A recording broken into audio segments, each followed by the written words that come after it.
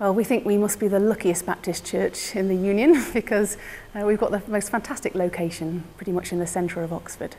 And up until a year and a half ago, this church was barely visible, even though it was really in the centre of Oxford, because there was a wall on one side, a wall on the other side, a big tree and railings at the bottom. But through partnership with the council, the whole area was redeveloped into this 21st century space, really, called Bonn Square. The land, our bit of the land is still owned by us. The council still owns the land next door, but we operate it together. We oversee the land together and look after what takes place there. But we're still really keen to make use of our space and feel confident in it and to spend as much time outside the doors as we possibly can. The church has been open every day for about 3 hours for many years, but we're now trying to do much more outside, especially during the warmer months of the year, just to engage with people who would never cross through the doors, really. So we did a few bits and pieces after the redevelopment had taken place. We did a few little bits and just got used to being outside the door. But when it came to 2010, we thought, right, let's really get ourselves organised here. Let's do 5 major events throughout this year.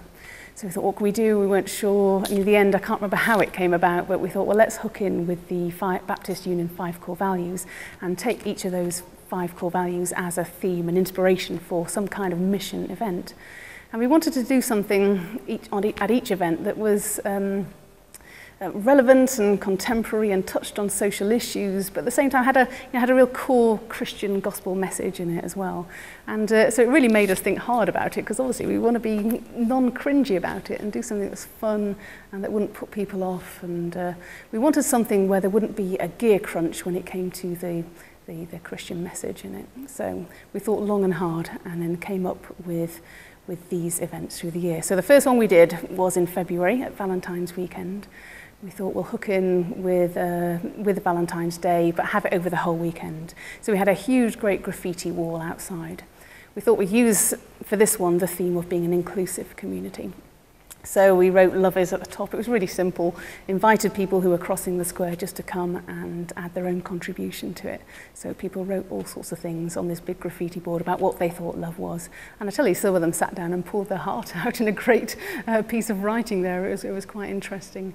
And then they went away with a handmade rose that one of our church members made, and a chocolate and a card with a gospel message on it about the inclusivity of God's love. You know, it's free for everyone.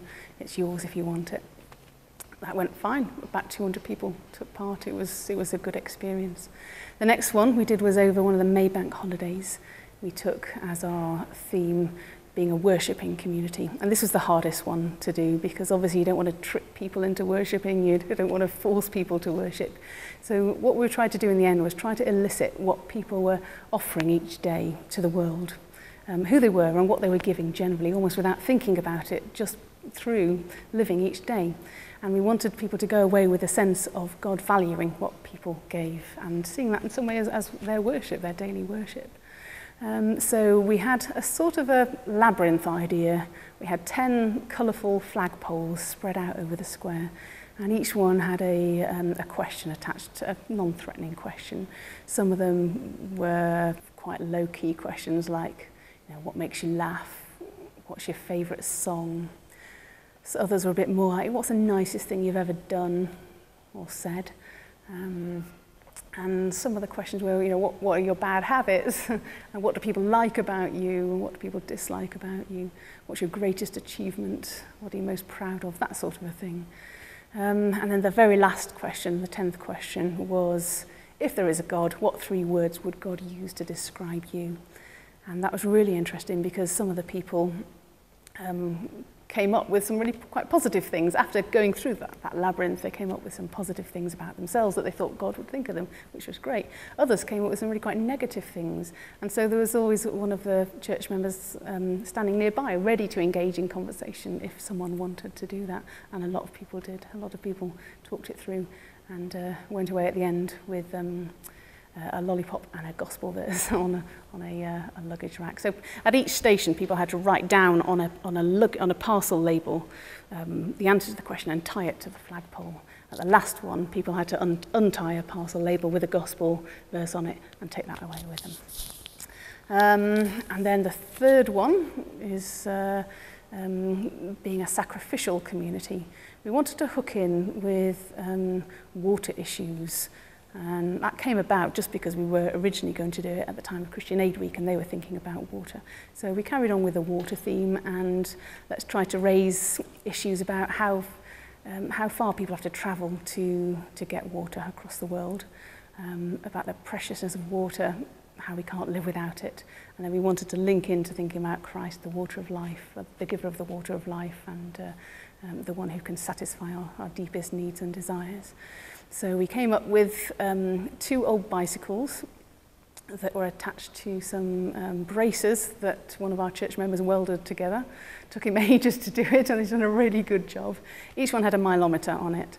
And so we asked people to cycle for 200 meters and then jump off the bike and go over to this hand-powered water pump where people would pump out a pail of water, and then they get back on the bike and cycle back home from the village pump, basically, 200 meters. And then we timed them. We thought we'd introduce a competitive element to it. And we had a Top Gear style leaders board so that people could be added. We'd time them to the second and then add their name to the leaders board. And that was really good. And we found with this one that it's attracted a lot of young men who got right into it, and that was really good too. So each one we were learning from, really, who was attracted, how they relate to it, and that's what we found with this one, which is really good. The next ones that we've planned are for the October half term. Now this is really snowballing into quite a big event, really. We've hired an exhibition, that's a huge exhibition that's mounted on a big trailer about the size of a double-decker bus. It's called Escape to Safety, and it's owned by an organisation called Global Link. And this exhibition is all about stepping into the shoes of an asylum seeker. So you have an MP3 player with a soundtrack on. Each person goes through the exhibition, stopping at various points on this big truck. And it helps you to experience what an asylum seeker might have experienced in perhaps fleeing a war zone or an abusive situation, flying to Britain, being met at customs, being in detention perhaps, and then finally integrating into society here. And there's various thought-provoking statistics and things like that. And what's happened wherever this exhibition has been, because it goes all over the country, people have found that within the 15 minutes it takes to go through, their opinions and their approach and their understanding of the issues surrounding seeking asylum in Britain drastically altered. So it's a very powerful tool, and we're really looking forward to that. So we've hired it, and it's going to fill up pretty much the whole of the church land outside the church. And what's been really good is that it's become a multi-agency thing, and all the other organisations in Oxford that are some way involved in helping asylum seekers or being in those issues, they've become involved in it, and they're really keen to participate. So it's really good to come together and collaborate with those agencies. And that will be the prophetic community, the value, the core value. Now the last one we'll do is what we also did last year, which was getting the picture, where we have a nativity scene outside and people dress up as a character, have their photo taken, access their photo from the website, and then find information about the Christmas story, as well as invitations to services around Christmas time. And that will be the missionary community. So that's what we've planned for this year.